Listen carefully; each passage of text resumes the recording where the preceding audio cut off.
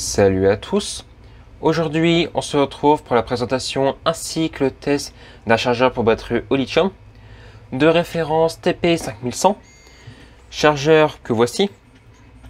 Vous connaissez sûrement le TP4056, chargeur plus que connu, que tout le monde utilise et que moi-même j'utilise énormément. Il existe de nombreuses versions, avec ou sans protection. Également d'autres versions qui doivent sûrement exister mais que je n'ai pas connaissance. Au niveau des connectiques sur le TP4056, on a un large choix. On va avoir du mini USB, du micro USB, que je possède aussi avec une version protection. Et également un connecteur USB type C que j'ai fait l'acquisition plus récemment. Il doit également sûrement exister d'autres connecteurs que je n'ai pas connaissance. Le TP4056 a, ceci dit, quelques inconvénients. Déjà, premièrement, on est limité à un courant de charge de 1 ampère.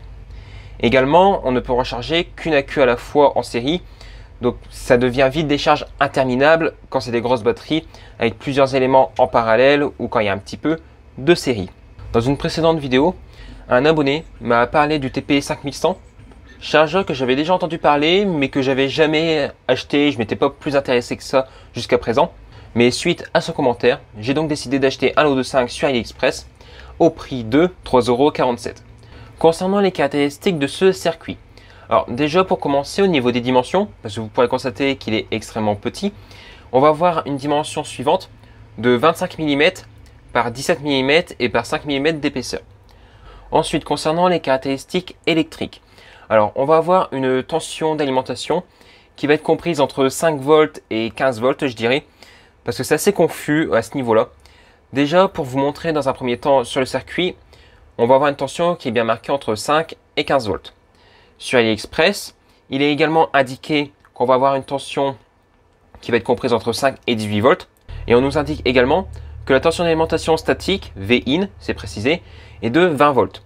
Donc c'est un peu perdu, j'avouerai que je ne sais pas dire. Par précaution, je vous déconseille de dépasser les 15 volts. Après, de mon côté, j'ai effectué des tests avec une alimentation en 12 volts et cela fonctionne parfaitement. Pas besoin de monter plus haut pour pouvoir recharger 2 accus en série. Concernant ensuite le courant de recharge, donc on va avoir un courant de recharge qui va être de 2 ampères. Et pour terminer, nous avons 2 LED sur le PCB. Une LED bleue pour nous dire que soit le circuit est sous tension et qu'il n'y a pas d'accu en sortie, ou alors pour nous indiquer que l'accu a fini de charger. Et une LED rouge pour nous indiquer que l'accu est en charge. Au niveau des caractéristiques, j'ai terminé. J'ai pas grand chose de plus à vous indiquer qui serait pertinent. Je vous donne donc rendez-vous tout de suite sous le microscope pour voir un peu plus en détail les différents composants qu'on va retrouver dessus. De retour sur le microscope, alors, voici le circuit vu de près. Au niveau déjà des connecteurs d'alimentation, donc c'est de ce côté-ci, on va avoir le plus de ce côté-ci, le moins juste là. De toute façon, c'est signalé via sérigraphie sur le PCB. Ici, nous allons retrouver 3 trous. Après avoir suivi les pistes, je suppose fortement, j'en ai pas la certitude, mais pour moi, ça correspond en fait tout simplement à l'alimentation de la LED bicolore qui est juste là et qui s'est en déportée. Donc si on veut mettre une LED plus importante, on le peut. On va retrouver ensuite ici une diode, juste là, un condensateur ici une inductance de code 220 et sauf erreur de ma part, ça correspond à une inductance de 220 microhenry. On a également ici un condensateur, ici 2 résistances qui permettent de mesurer le courant de sortie. Les résistances donc de code R100, sauf à ma part, mais ça doit correspondre à 100 milliohms, donc ce qui ferait 50 milliohms au total. Ici un autre condensateur, encore un condensateur. Ici on va retrouver 2 pistes avec 2 petites pointes d'étain avec l'indication 7. Cet emplacement permet en fait de paramétrer le circuit, savoir si on va recharger qu'une seule accu en série ou 2 accus en série. Lorsque les 2 pastilles ne sont pas raccordées, on va recharger qu'une seule accu en série, on aura donc une tension de sortie max à 4,2 volts. Une fois qu'on aura raccordé ces 2 pastilles ensemble, on va passer sur 2 accus en série à recharger, et là on va avoir une tension de 8,4 volts en sortie. Petite parenthèse, mais ici le condensateur qui est sous des 2 biais, j'ai exactement le même défaut sur les 5 circuits que j'ai achetés. Et on retrouve ici au centre une puce de référence TP5100. Je vous afficherai sur le côté son datasheet. Je vous mettrai également son lien en description si jamais ça vous intéresse. Alors, dans son datasheet, bon, on nous apprend quand même pas mal de choses. Bon après voilà, on sait que c'est un convertisseur buck avec un courant de 2 ampères, tension de sortie 8,4 volts ou 4,2 volts. Là on nous en donne tout plein d'informations. Bon, si vous voulez lire tout ça, vous faites pause ou comme j'ai dit, hein, vous avez le lien du datasheet en description. On a également des schémas de câblage lorsqu'on l'utilise, donc soit en version 2 accus en série, donc 8,4 volts, ou soit une seule accu en série, 4,2 volts. Au niveau du brochage, ce qui change en fait, c'est la borne 13 qui ne va pas être raccordée à la borne 10. Ici, on voit bien la borne 13 qui est raccordée à la borne 10, comparé ici, la borne 13 n'est pas raccordée à la borne 10. C'est exactement ça qui change. Ici, nous avons un schéma avec les différentes broches de la puce qui est utilisée. Ensuite, on va avoir une représentation de la circuiterie en interne de la puce. On voit un petit peu comment c'est constitué. J'avouerai que là, je ne pourrais pas vraiment vous dire comment ça fonctionne. C'est trop haut niveau pour moi, ce niveau-ci, on va dire. Je suis que débutant dans le domaine. Mais bon, avec quelques recherches, je pourrais vous détailler ça bien en détail. Mais ça n'a pas vraiment d'importance dans ce cas-ci. Là, on ne va pas se contenter seulement du détaillement de la puce. Il faudra faire une vidéo à part si on voudrait vraiment aller dans l'extrême. Mais là, on va plus voir comment fonctionne le circuit grossièrement. Et c'est très bien comme ça. Après, ici, on a toutes les informations techniques concernant les courants, les tensions, un peu tout ce qu'il peut y avoir à droite et à gauche sur ce circuit. Et aussi, le truc très important que j'ai pu constater, c'est qu'au niveau de la tension d'entrée, donc Vin, on va avoir une tension donc minimum de 4,5 volts, une tension courante, on va dire, typique de 12 volts, et une tension max qui va être de 18 volts. Donc, le fait d'avoir un alimentaire 12 volts, on est bon. Le fait que la tension max est bien en 18 volts, ça, c'est bon. Donc, faire super attention aux 20 volts qui sont annoncés, c'est pas bon. Surtout pas alimenter 20 volts. Et ça fonctionne également à 4,5 volts. J'ai effectué un test en raccordant ce circuit sous 5 volts et avec une accu 1850. On recharge à 2 ampères sous 4,2 volts, aucun problème. Donc, ça montre aussi qu'on n'est pas forcément obligé de recharger 2 accus en série, qu'on n'est pas obligé d'alimenter avec une tension très importante. En 5 volts, ça fonctionne également très très bien. Donc, voilà concernant le datasheet. Après, rien d'autre plus intéressant à détailler à ce sujet. J'ai fait un petit tour au niveau du circuit. Bon, si on voudrait voir rapidement la face inférieure, pas grand chose à préciser. On a quelques vias à droite et à gauche. Après ici, on nous indique quand même que là c'est la borne plus.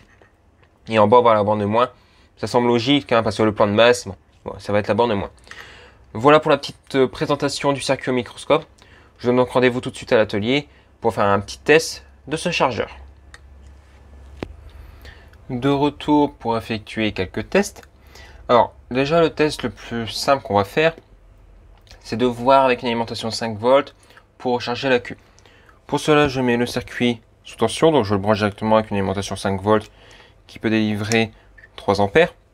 Le circuit s'allume, la LED est en bleu pour indiquer qu'il n'y a rien à brancher. Cela est totalement normal car l'accu qui est ici dans le compartiment n'est pas raccordé complètement au circuit.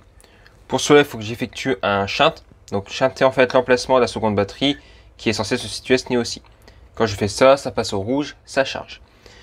On va donc maintenant venir mesurer le courant de charge. Donc, pour cela, je me munis de ma pince ampère-métrique de référence UT210E. Je la mets en DC. Je vais faire le 0. Donc, je me mets là comme ça. Je fais le 0, parfait. La tension à l'heure actuelle est de 3,68 volts. Je fais donc ensuite le shunt. Voilà, nous sommes en charge. Là, on a un courant qui va être aux alentours de 1,5 ampères et une tension qui est de 3,88 volts. Voilà pour ce premier test. On pourra quand même constater qu'on ne charge pas exactement à 2 ampères, mais cela est sûrement dû au fait qu'on est proche de la tension de 4,2 volts de l'accu.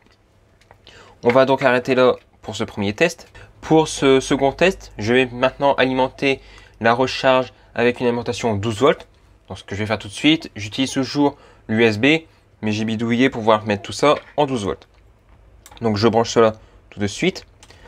Le circuit sous tension, hein, vous l'aurez sûrement remarqué, mais la LED est bleue. Vous aurez sûrement également peut-être pu apercevoir un léger clignotement rouge. Ça fait également cela sur le TP4056 lorsqu'il n'y a aucune accu de raccorder.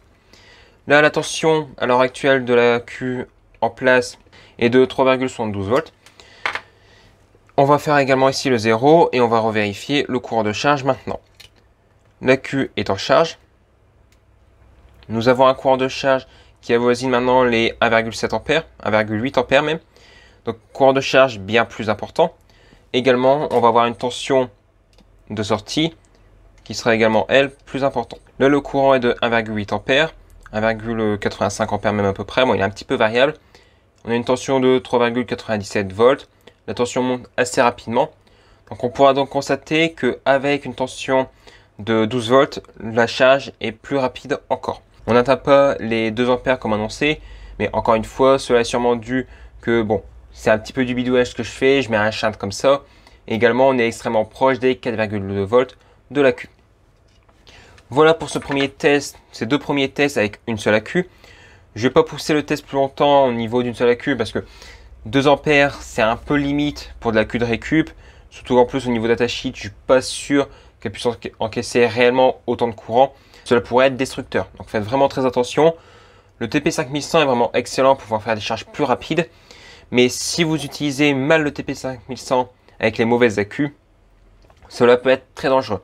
Il faut respecter impérativement le courant de charge des AQ. Maintenant, nous allons effectuer un test avec 2 AQ en série. Pour cela, il faut que je vienne souder sur le PCB les 2 petites pastilles là, au bout de mon doigt où c'est marqué 7. Donc j'effectue ça tout de suite et on se reprend d'ici quelques secondes. J'ai donc effectué la soudure sur le TP5100. Je vais donc maintenant le remettre sous tension. Il est toujours alimenté sous 12 volts, hein, je tiens à le préciser. Donc là, vous pourrez constater la LED bleue ainsi que la LED rouge qui clignote. Vous pourrez voir par impulsion. On le voit beaucoup plus à la caméra qu'en réalité, je tiens quand même à le préciser. Je remets également mon ampèremètre ici pour pouvoir mesurer le courant. Je viens faire le 0. Je suis bien en DC, c'est parfait. Au niveau de la tension de sortie à vide, donc on va mesurer ça tout de suite. Le plus est ici, le moins est là. On a une tension de 8,4 volts, ce qui est logique, hein. Je ne l'ai pas mesuré précédemment, mais on avait bien 4,2 volts. Là, j'ai modifié les paramètres de charge et on est donc à 8,4 volts. Donc là, c'est bon. Je viens me munir d'une deuxième AQ. Là, je ne vais pas faire une charge complète, donc c'est pas ultra important si elles n'ont pas exactement la même capacité, s'il n'y a pas de BMS, tout ça. C'est juste pour la démonstration. Bien entendu, si vous venez à recharger 2 AQ en série, très important d'avoir les protections adéquates pour éviter toute surtension ou sous-tension sur une des 2 AQ. Pour plus d'informations, je vous renvoie vers ma playlist batterie Lithium où dedans vous avez un petit peu tout plein de vidéos sur les BMS, sur comment fabriquer une batterie, tous ces trucs-là. Je vous invite à aller faire un petit tour. Donc je vais venir mettre l'AQ. Là ici, mes AQ sont dans le même sens, le moins à chaque fois en bas, le plus à chaque fois en haut. Mais sur la partie inférieure, elles sont bien raccordées en série. Je mets donc l'AQ tout de suite. La LED est passée au rouge. On a un courant de charge qui est bien de 2 ampères, un petit peu moins, à peu près 2 ampères. Et au niveau de la tension de sortie, donc là, le plus on avait dit que c'était ici et le moins c'est ici. On est à 8,11 volts. Donc la charge est presque terminée, hein. Voilà pour cette petite démonstration. Encore une fois, je ne vais pas faire une charge complète parce que sinon ça va être trop long. Donc ça n'a pas vraiment de but ici. C'est pour vous faire une petite démonstration de ce chargeur, de voir un petit peu ses différentes capacités, ce qu'il embarque, tout ça, ce qu'on peut faire avec. Là, par exemple, avec un courant de charge de 2 ampères, on peut sentir quand même que le circuit chauffe. Bon, ceci dit, le TP4056 chauffe énormément, mais vraiment énormément, lorsqu'il charge à 1 ampère sous 5 volts. Donc là, bon, là pour l'instant, ça fait pas longtemps qu'il tourne. Après, bien entendu, lorsqu'on alimente sous 5 volts et qu'on charge à 2 ampères, la température a tendance à être un peu plus importante. C'est également ce que j'ai pu constater lors de différents tests. Deux dernières petites choses à rajouter avant de faire la conclusion. Premier truc, dans le schéma de câblage du datasheet, j'ai pu constater qu'il y avait un emplacement pour pouvoir rajouter une sonde de température. J'ai pas vu vraiment où on pouvait la mettre sur ce circuit. À mon avis, les broches ne sont pas disponibles. Mais avec une petite bidouille, il y aurait sûrement possibilité de rajouter cela et donc d'avoir un contrôle également de la température et d'avoir donc une protection en cas de température trop importante. Deuxième truc à rajouter, j'ai effectué un test de recharge avec un TP4056 vs un TP5100 avec 2 AQ au lithium 1850 en parallèle, une capacité aux alentours de 2200 mAh chacune. C'est des AQ de récup, hein, je tiens quand même à le préciser, donc les valeurs sont indicatives, ça vous donne un petit ordre d'esprit. Après vous aurez sûrement soit des valeurs meilleures, un résultat meilleur, ou potentiellement un résultat moins bien. Tout dépend le genre d'AQ, la capacité, ça peut venir de tout plein de paramètres, donc c'est un petit peu à prendre avec des pincettes, mais c'est un titre indicatif. Avec un TP4056, la charge a duré 4h30 à peu près, hein, j'arrondis. Ce qui est quand même une durée assez importante hein, pour seulement 2 accus en parallèle. Avec le TP 5100, la charge a duré 3 heures. Donc on a quand même gagné 1h30. Alors j'arrondis encore une fois, c'est pas 3 heures exactement, mais j'arrondis pour que ce soit plus simple. Ce qui fait qu'on a gagné environ 1h30, ce qui n'est pas négligeable. Après voilà, suivant votre capacité, vos types d'accu, le nombre d'acus qu'il peut y avoir en parallèle, tous ces trucs-là, ça peut changer, ça va prendre un titre indicatif, mais on gagne quand même du temps, ce qui est le but recherché, hein, bien entendu. Mais on ne diminue pas forcément la durée de la charge par 2. Voilà au niveau du test. Concernant la conclusion. Alors, qu'est-ce que je peux dire sur ce circuit? Alors, au niveau des points positifs, ben, il y en a tout plein, je veux dire. On peut charger 2 accus en série, on peut charger plusieurs accus en parallèle avec une vitesse bien plus importante que le TPI 4056. Après, au niveau des points positifs, je pourrais sûrement en énumérer encore plusieurs. Après, à vous également de faire votre avis sur ce circuit. Mais moi, en tout cas, pour les premiers tests que j'ai pu faire, je suis amplement satisfait. On a également un prix que je tiens à souligner qui est à moins d'1 euro pièce quand on achète en lot. Le lot de 5, j'ai payé, donc je rappelle, aux alentours de 3,50 €, ce qui est vraiment extrêmement faible. Après, au niveau des points négatifs, le truc que je pourrais quand même souligner pour être un peu titillant, même si j'en vois pas vraiment, c'est le fait qu'on n'ait pas de module de protection sur la sortie, comparé au TPI 4056. Bon, voilà, pour être un peu titillant. Comme d'habitude, si jamais vous avez la moindre question, n'hésitez pas à la poser en commentaire de la vidéo ou sur Discord, lien en description.